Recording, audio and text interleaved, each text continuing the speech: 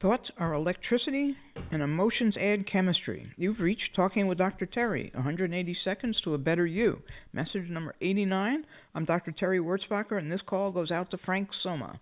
This is why it takes a while for someone's agitated appearance to dissipate when they say, "Oh, I've changed my mind and now I agree with you." If you let yourself, you'll find yourself questioning the validity of their statements and not believing them.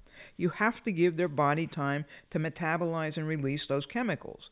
Haven't you ever noticed that you might be frightened of something, let's say a loud noise in the house, and your heart rate skyrockets?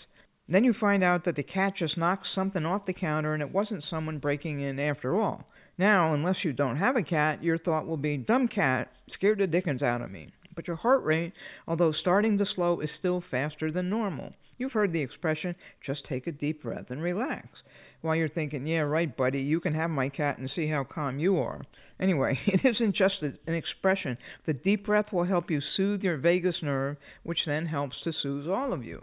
Next time you're in a heated discussion, just try to remember that thoughts are electricity and can change in the blink of an eye. But emotions are chemical reactions, and they take time to change. You should also remember that your body is reflecting the same thing to them.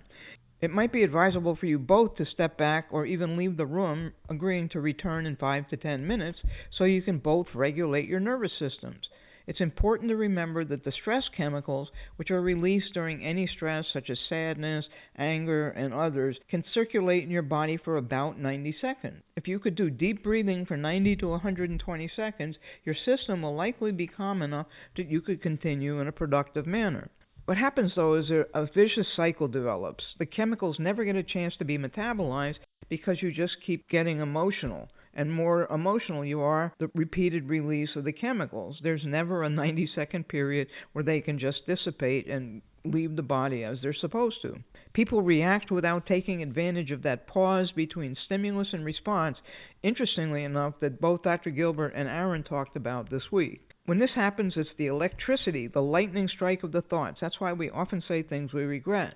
My father would fly off the handle and scream and yell. 10 minutes later, though, he'd act like you were best friends. Next time you get emotional, look at the watch or the clock for 90 seconds and see what happens in your system. Try this with little things, and then you'll build up your ability to do this without having to pay attention to the clock.